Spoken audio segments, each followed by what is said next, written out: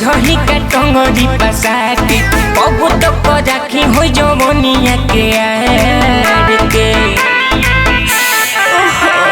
सुते जालो साझही का टंगरी पसाती कबू तो राखी हो जवनिया के आड़ के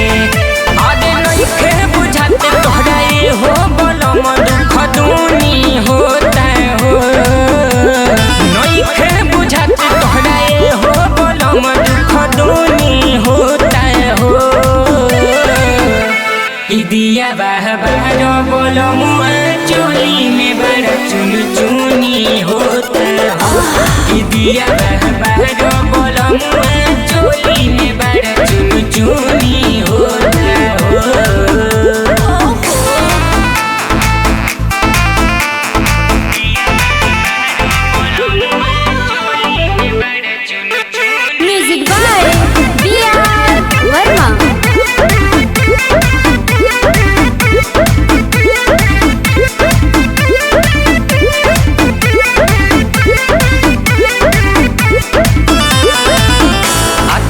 जुलुम हम पे काहे करेलो बबो देह से देह न जगरेलो बुझेलो न में हरी के मन के नई खसधावत हमारा धन के समझे की कोशिश करो अतना जुलुम हम पे काहे करेलो बबो देह से देह न जगरेलो बुझेलो न में हरी के मन के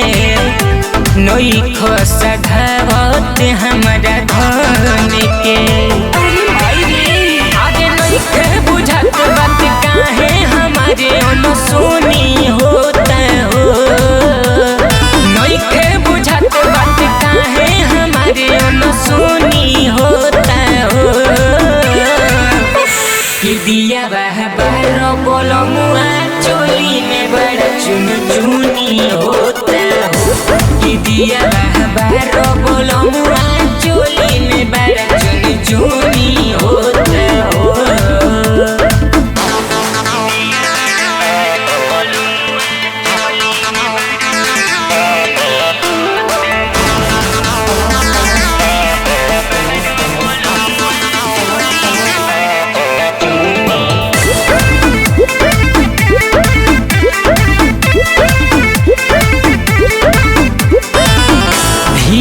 हमारा कोबो नहीं सटेला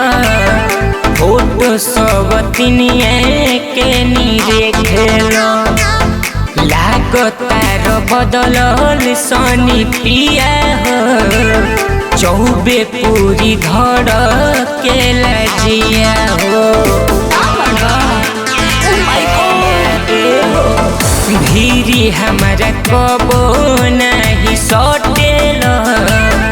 फोटो सब तिनिए के नीरे खेलो लागतार बदलल सनी पिया हो चौबे पूरी धड़ के लजिया हो सोनू अनिल हियर बरमा पसक तुमी तोनी होता हो सोनू धनोज हियर बरमा पसक तुमी तोनी होता हो कि दिया बाहर बोलो मुआ चोली में बड़ा चुन चुनी होता हो कि दिया बाहर बोलो मुआ चोली में बड़ा चुन चुनी होता हो। डोंट टच मी समझे के कोशिश करो।